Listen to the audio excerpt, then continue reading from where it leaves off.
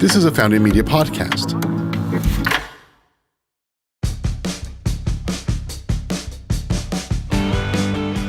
Hey everyone, I'm Libby Hill. And I'm Adrien Pacsoza. And we are your hosts of Fueling Your Potential. Welcome to episode number 8. Happy springtime, Miss Libby. Oh, happy springtime, Adrien. Love is in the air. Oh, and pollen. Oh, yes, it is yellow here in Austin.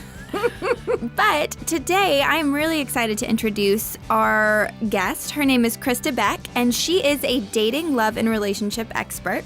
She is a coach, writer, speaker, and co-creator of the Jumpstart Your Heart Process and the Surefire Dating Formula.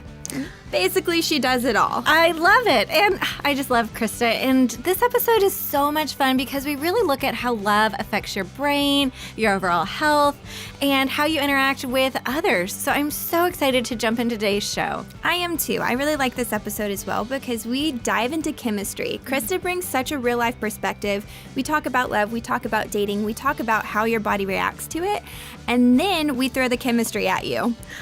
So get ready for some love and some chemistry. Let's jump in. Hey guys, and we are over the moon, excited and filled with love to have our resident dating and love expert with us today, Crista Beck. Welcome! Hello. Hey everyone. Thanks for having me. So we are going to talk everything about dating today, and I'm getting back in the dating scene and loving it and having the greatest time ever.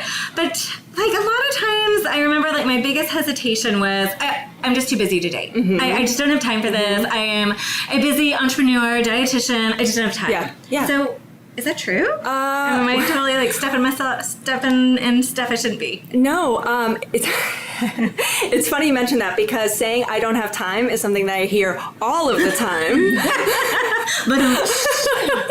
And it's actually one of the fairy tales that I distinguish for single women. It's actually just a made-up story that you don't have time. What's really going on is you're not actually making it a priority. Because And, I was thinking about this, I don't have time. Would you say I don't have time to eat? I don't have time to drink water. I don't have time to exercise. I don't have time to spend time with my family. If you're saying I don't have time and you're not doing those things that are a priority in your life, your life isn't going to be full or healthy, or you're not going to be having the life that you want. So saying you don't have time to date, oh my! So by the way, we're just not gonna have this podcast today, Crista. We're just gonna have a coaching session. It's just gonna help me on coaching and my love life and everything. So, but you are making it a priority, aren't you? Making it a priority now? Yeah, because he has to eat, So what is the first date if not a dinner, right? A glass of water, some dinner, and a date. Yes. Well, here's why I think it's so important to make the time and to see it as something that really is a priority, just like food and water, is because a lot of people drag their feet on dating because it can be an uncomfortable process. It can be nerve-wracking. It can bring up your stuff. But why would you do it? Why do you exercise? Why do you eat? Because you want the result of feeling nourished. You want to be fit. And then why do you date? Because you want to have this beautiful relationship in which you can experience all the healthy things that you actually get from the experience of dating and also being in a relationship. Yeah. It's really a powerful, beautiful thing. I love that. Yeah. Mm-hmm. So I'm over here, the biology nerd, and I've been doing all this research on the chemistry behind love, which is incredible. But first, let's just talk about how being in a relationship or how falling in love affects your mood. It affects your brain. What happens when you start getting those butterflies and those feelings? Well, I think the main thing that I find that people get the best benefit from in terms of scientific is the oxytocin. It's really that hormone that has people, they call it the bliss hormone. Oh gosh, I love that word bliss. It's one of my favorite words right now. Let's just say it together. Bliss. And you guys can see us, we all just our shoulders rolled back, our heads flew back, we are just flooded with oxytocin. I have to post that on Instagram. And oxytocin, I did some research, it actually increases optimism, trust, and self-esteem. And how do you get it? You actually get it from doing bonding with someone. Now, a lot of times people get it just from having sex. This is like kind of like a hookup culture. A lot of people are, having sex, first date, second date, whatever. But you can actually get oxytocin from cuddling, from holding hands, from looking into each other's eyes. Those same actions that a child and a mother or a father do with their child that creates that oxytocin and has them develop that connection. I mean, that's what really oxytocin does. It really builds that. It's the connection hormone. So there's so many things that you can actually be doing on dates and then in the relationship that help you have that oxytocin. Ooh, and I love that it just like really kind of takes that brain chemistry to a whole new level of just relaxation, enjoyment, the ooey gooey yumminess. That's that long term, like once you get into the good stuff, that's your oxytocin phase. Yeah, and that's the thing, like with being in relationship too, there's lots of studies that people, when they're in relationships, like there's all these studies around, are people happier in relationships or are they happier being single? And there's all these studies that have to do with what benefits do you get from being in a long-term healthy relationship? It's being happier, living longer, you age more gracefully when you're in partnership, reduce stress, you're not as crazy, you actually improves your mental health. The crazy train goes right down. I love it. Okay. You feel less pain, it prevents heart attacks, you sleep better. So there's all these scientific, studies that are proving that being in a relationship actually has all these benefits. Yummy. A healthy relationship. I like that. I like that. That is a very important signifier. Yes. So, I was looking in addition to oxytocin, so that's absolutely that hormone that's responsible for those ooey gooey feelings that Adrien calls them, that are persisting over time and giving us all the health benefits of a long-term relationship. But then there are also, what I found, a few neurotransmitters that are responsible for those more immediate feelings of, oh, my heart is fluttering, my, my stomach is butterflies, and he just looked at me. That was really cool, tying it back to nutrition. So norepinephrine is the heart flutter. It's essentially noradrenaline. So noradrenaline is like the precursor to adrenaline, meaning that it is that what you're saying? It's not a precursor. It's actually a separate hormone, and they're responsible for controlling your sympathetic and parasympathetic systems. But outside of that crazy science, we will just call norepinephrine the butterfly drug. Okay. And what stimulates you to have that? Like what? So it's actually, it's a neurohormone that's always there, but it's released by a neuromodulator, which is basically in control of releasing hormones at a certain level. And so that neuromodulator, what I was telling Adrien earlier, is actually, there is an amino acid or a protein precursor to it called phenylalanine. So talk to us about... So phenylalanine, in order to make this, you need to have a protein-rich diet.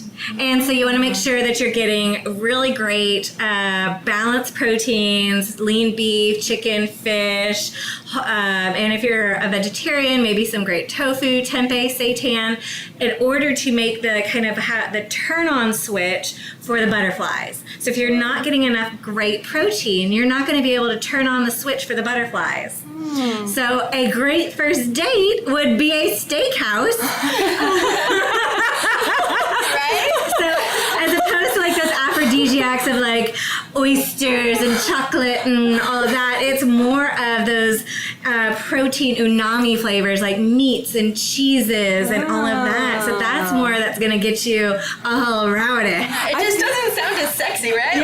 Well, I think meat and cheese. I think I'm just really curious though about this butterfly hormone, because I'm wondering if that's what you're talking about. That's when people are saying they're having the experience of having chemistry, and that's why I'm wondering what is actually stimulating that, because I can go down a whole pathway about my philosophy on chemistry, because I don't know if I'm actually agree with this butterfly feeling, and that if we should be making choices based on just having the butterflies. Let's talk about it. Tell us your thought on chemistry. Okay, so I think chemistry is overrated. And crushed. My research away. I think that it's nice to have some chemistry, but I think if we base our decision on choosing to pick someone as a long-term committed partner and we base it just on chemistry, that could be a road to disaster, and also expecting that a lot of people, what they do is they show up to a first date, and if they don't have the butterflies in their stomach, if they don't have chemistry, they immediately think, oh, this person isn't the one, because one of the fairy tales that I also help women with is that they should women say, what do they say? They say, I'll just know him when I meet him. I'll just know her when I meet her. And where's that coming from? It's coming from this Disney reality where you look in someone's eyes and I have the spaghetti in my mouth and you have the spaghetti in your mouth and we're sucking it together, and then there's this love moment. So we've been inundated with this whole concept that that's what should be when you first meet someone, and then you throw into there actually is chemistry that you have with people. Sometimes it's more boom, level 10, and you can't think straight and you just want to rub your body all over them and put oil on their body and rub it all over, their level 10, everything. And then there's maybe level 5 where there is some attraction, then there's level 7 where there's a little more attraction, but you're able to think more. What's the magic number? Yeah. I would say somewhere between 6 and 8. Okay. Because if you, because if it's 10, have you ever dated someone that you're a level 10 chemistry with? You can't think straight, you're so turned on, you even stop being yourself because they're so hot. Have you ever had that experience? So evidently Libby is in that right now. Because then what happens is you're not even being yourself. Because you're so nervous, you're so attracted, it's that, whatever that is. And that would be interesting to look at, what actually chemically is happening when you're having that chemistry experience. But I think there's just so much more to choosing a partner than expecting that there has to be a lot of chemistry, because chemistry can grow. The more you feel safer with someone, the more you grow with someone, the more yummier they become, the more attractive they become. More protein you eat. See, there we go.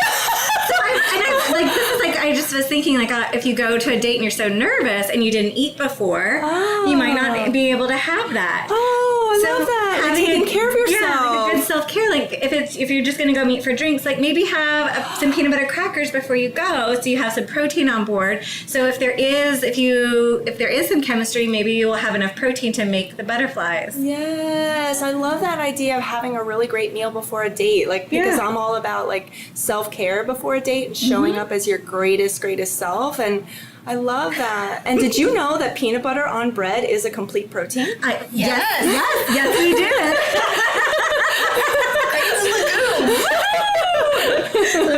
Love it. All right, so moral of the story in this short part of our conversation is order the salad if you don't want the butterfly. And then lots of snuggles for that good bonding hormone. That's the kind of chemistry we're aiming for. That's a good thing. So if you go on a date and you're I gotta get out. He's a 10, order the salad. Turn it down.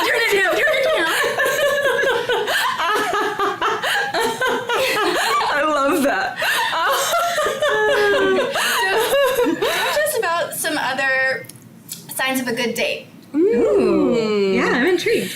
Signs of a good date. Gosh, that's a tough one, because signs of a good date is really having a good connection and both people willing to just be willing to explore the connection instead of showing up with an agenda, showing up with the checklist, showing up with the interview questions. So I think a great date is two people willing to be a little vulnerable. I'm not talking about sharing all their tragic past life experiences. I definitely don't recommend that on a first date.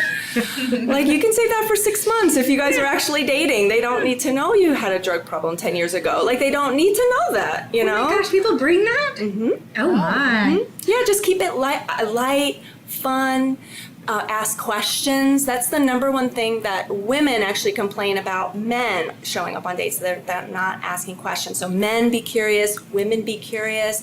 Be great listeners. And just be open to seeing the connection, because sometimes what people do is they look at the person as a resume, and are they checking off all the lists? But what I recommend is seeing what's the connection, the dynamic happening between it. That's what you need to be like really tuning into. How's that connection going? Not just judging who they are as a person, if they fit what you think they should be.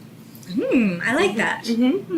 Human, get to know the human. Yeah, it really is. I mean, that's what dating is. People put a lot of pressure on themselves, but it really is all about just connecting with another human being. So like, it's just getting into that mindset, like, okay, I'm just going to go. I'm going to bring my best self, and I'm going to be fully receptive to connecting with another human being, and just be myself, and then just see what happens. What's been one of your, so you brought up bring your best self and really fostering that connection. So what would that look like if you went on a first date? Oh, me as a woman attracting a man? It's you. Yeah. That sounds like an agenda. I love it. Well, my priority when I'm with men is I want them to feel connected with me. And the best way as a woman to have a man feel connected to you is to smile and to listen and to appreciate. And so a lot of times, and that's my style of flirting. People think they have to be flirty, like, oh my God, look at those big muscles over there. And they think that flirting has to be this thing, but it's, hi, oh my gosh, thank you so much for dinner. I had such a good time. And tell me more about that. And like really listening, because men are deep wells. They have a lot of depth to them if you allow them to actually talk. I love hearing that, because that is so counter to the world's perspective, where everyone says, oh, he's just a guy, oh, write it off. But I love that you're saying, like, give everyone the opportunity to break a stereotype here. Yeah, because when we're women, we're like, la, la, la, la, la, and we chat and we interrupt each other and we're like riff off each other, and that's how women talk to each other. So then when we're on a date, we assume that we should be talking to a man that way, but actually men need some time. And I know sometimes you can't generalize, not everyone's the same, but a man, like, you ask him a question, he'll give you the answer, but you need to like wait and be okay with the silence when he's pausing, because in that pause he's thinking about going deeper, and then he'll get something deeper down there. And then you pause, and you don't even have to affirm him, like when we're talking to each other, we're like nodding and smiling and telling him. We don't even have to do that with a man. We can just sit there, just really listen and be quiet, and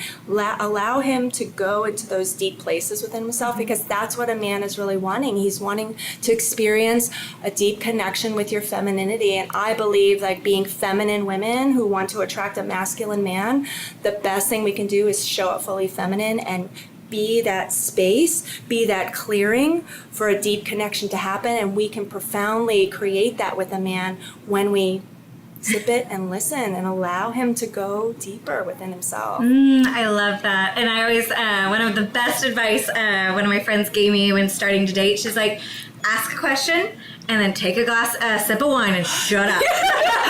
And she's like, just keep drinking. Yeah, that's perfect. Yeah. And I was like, oh crap, I'm gonna get drunk before Little baby sips. Yeah. And so I go sip of wine, sip of water, sip of wine, sip of water. Oh my goodness. Good hydration practice. Yes. Keep hydrated, get schnockered. Keep hydrated, get schnockered. Oh my goodness. What a good time. Right, so I have a question. So I'm a personal trainer, and so I'm really into activity-based dates. So how do you feel about, like, it's a first date and somebody's like, let's go on a hike, or let's go love it. Oh, God, no. Or, okay, well, Adrien's opposed to this, clearly. But, so do you think that physical activity plays any role in forming a connection? That's a really good question. I think when people are doing an activity together, I think they have a shared experience that's unique. And I think it's really great to do first dates as something that is unique and stands out from, hey, let's just meet for drinks, or hey, let's just meet for dinner. So that means, like, your first date, this may be the person. That means your first date is actually something really unique and special. Like, oh, remember when we went for that hike? Remember when we played miniature golf that first time? Or remember when we went to the graffiti park and we graffitied that heart? Remember when we did that? Just something really unique instead of like, remember when we met at that dive bar for a beer? You know, like, it can still be romantic, but you get to create your own love story. You get to create, like, how you want this story to unfold. You know, we're powerful people, and if we have an intention to write our own love story, hey, have it start with the first date. I like that. Yeah. Writing our story. So, another thing I found. So, dopamine is another one of those pesky neurotransmitters that we do love. And dopamine is responsible not only for that sensation of pleasure, but it's also responsible for our sensation of pain.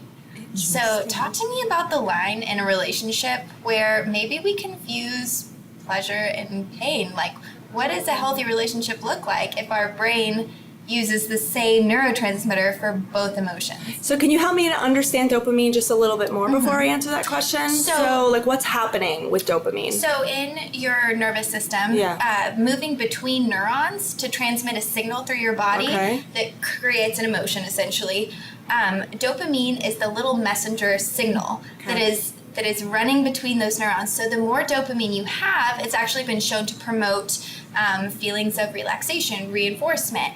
And if you're dopamine deficient, it can actually promote social anxiety. Yeah. Oh, so how do you get dopamine then? Simple carbohydrates release it instantly. Really? So comfort foods. Comfort foods. So when somebody is maybe overeating on simple carbohydrates or binge eating, like, oh, I just had a sleeve of Oreos, they get this surge of dopamine and you can numb out and dissociate from life. And so it can kind of go either both ways. If we get too much, think of dope, like weed, as dopamine. We'll get like, dude. Yeah, after a bowl of yummy garlic mashed potatoes. Yeah. I love that feeling. That's love. Like, you're just so satisfied. So same type of satisfactions, either from love or that garlic mashed potatoes. And so it's we get a huge release of simple carbohydrates. So from a nutrition standpoint, when we want like a steady base of dopamine, we want to get that balance of complex carbohydrates. So what would you say are complex? Fiber! So Fiber. like veggies are fiber? Not enough. Those won't last. They don't provide long. So like beans, whole grains. If fibrous veggies would be like a celery stick.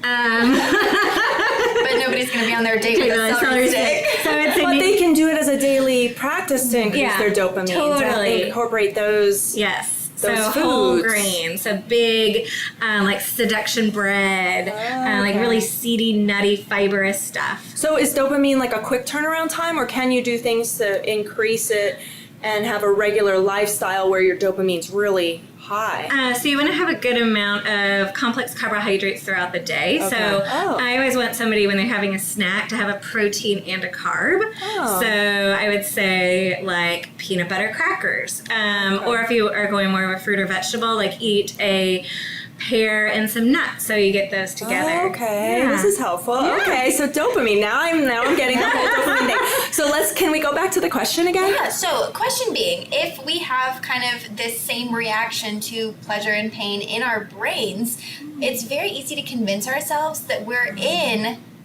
a positive relationship when maybe we're just experiencing feelings that are coming from, the same neuromodulator, but not the proper emotion that we should be. A quote, a saying I always go back to is, if it hurts, it isn't love.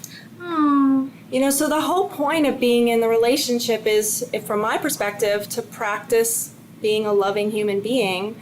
And if something's happening in the relationship where you're feeling pain, there's something loving not going on there. So if you're dating and you're feeling pain, a lot of times what women do is, this is the thing that I see, is that they get so attached so quick to a person, and they put all their eggs in this basket before the other person is really fully committed to them. And then they start down this path expecting that it's supposed to be a relationship, and then it's not. And then that's when pain starts to show up. But a lot of times people will ignore that pain instead of being in tune with it and actually shifting that, whatever they need to shift. I don't know if what I'm saying is actually it makes sense. What What would that pain, so when you say that pain shows up, what does that look like or showing up as? I mean, I'm sure you all have experienced it too. You know, it's just that feeling like something's off, that feeling hurt, feeling like, oh, like they didn't text me back in 5 days, or oh, they're just texting me at midnight to come over. You know, like just those things that make you feel like, wow, I'm not important to this person. And a lot of people will put up with that kind of behavior. But what I do is I actually teach women how to approach dating in a very high quality way to really honor themselves. And I teach women how to develop their dating radar. So, you know, like when you're on a ship and you're in a submarine and it's beep, beep, all these the radar's going out to see like where the other ships are. I actually teach women if a man is actually on her radar or not.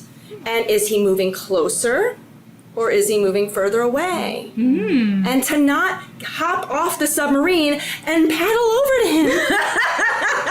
To actually stay in your freaking submarine and be great, but see how he shows up. Because the people are only going to hire me if they actually want a serious, long-term, committed relationship. So it's like, you can date and you can get a boyfriend, but if you actually want someone that could be for the long term, you want to see how they're pursuing you. You don't want to waste your time on like just guys that are texting at midnight, you know, like it's just a waste of time. You just don't have time for that. It's not safe to jump off of a submarine. That just sounds horrible. So, and back to your question in terms of pain, I think there's a lot of like wisdom in feeling the pain. Because sometimes the pain could actually be not what that person's doing. It could just be they haven't texted back in a few hours and you're so triggered because of your own stuff. So you have to be able to be conscious enough to like be present to whatever pain is showing up and say, is this me or is this something that's happening in the dynamic? Because dating is a process, and it is a process of self-discovery. It is really a hero's journey to go on this journey of dating, because you get all kinds of crazy monsters out there, you get all kinds of crazy stuff, and you have to be strong and really be in tune with yourself and what are you feeling? So a lot of times people do get triggered from their old past, you know, habits or their own past imprinting, and that pain shows up. But the wise person will be like, oh, this is my stuff I need to deal with, and I'm not going to project it onto this person because they haven't texted me back in 4 hours. Like I'm not, and then ruin this potential relationship because I freak out on them because they haven't texted me back in 4 hours. I think that's I love how you're talking about this. It's pretty important parallel to the diet, you know, like you eat a certain way so that you're open to creating these sensations of love, but at the same time, you're also opening yourself up to create these sensations of pain with the same diet. And in the same way, like you walk into a relationship, you're opening yourselves up to these amazing possibilities, but in doing so, you also have this, you know, potential for failure and pain. So I love that. Yeah, I mean, we have this whole expectation that being in love and being in a relationship is just going to be this dreamy Disney thing. But in reality, being in a relationship, you have to be willing to deal with the pain and be willing to go through it and be willing to deal like an adult with it. And that's why I think a lot of relationships fail, because people have this expectation that once, you know, what's the appropriate word I should use here? Once shit starts to hit the fan and you're triggered, they're triggered, and it gets messy, people are like, I'm out. But really it's like, hey, why don't we figure out what this is and move through it? Yeah. But we're actually not trained in our society to be able to deal with moving through it. Can't walk through shit. No. And I'm like, what's just mine? What's yours? Yeah. And like wipe it off, and if it works, and keep on going. Yeah. But to let's get to a wonderful wrap it up place of all this love and gooey ooey loviness. So if there was somebody that was shifting that mindset and wanting to really start to attract that long-term loving relationship, what's some of the advice that you would want to give our listeners to begin that process and move towards love? The number one, top two things are get complete from your past relationships. Just really do the work. That's one of the things I do as a dating coach, but definitely like people can do that on their own. Just do it. And number two is to get crystal clear on what you really at the core need and want in a partner, and not those foo-foo, like tall, good-looking, handsome, rich thing. I mean, everybody wants that, right? But really at the core, like what do you really need for your life, your future, and the future you're building, and who could really be in alignment with that, and what kind of person does that person have to be, and only date people in alignment with that. That just made my heart so happy. Oh, I just love this. Oh, it's been so much fun hanging out with you today. I love being with you ladies. I feel like we could just keep going on and on and on. Big girl talk happening. Do us a favor, tell us where we can find you. Okay, you can find me at CristaBeck.com, and my name's spelled a little differently. It's Crista, and then it's Beck. So CristaBeck.com. That's my website. You can find me on Facebook. I'm a big Facebook person. Yay. So awesome. Well, we'll put all those links in the show notes, and any upcoming things that Crista has going on, we'll definitely have those linked in the show notes as well. Well, thank you so much, Crista. You're welcome. Thank you. Talking to you today. Lovely being with you, lovely ladies. Sassy, lovely, sexy ladies. Oh, keep going. Oh, beautiful, hot, alive, vivacious, feminine. I can't deal with this. Oh my gosh, make that a sound for it. Our new intro to our show. All about love, baby. All right, Crista, well, thank you so much. Again, I'm Libby. And I'm Adrien. Stay happy, stay healthy.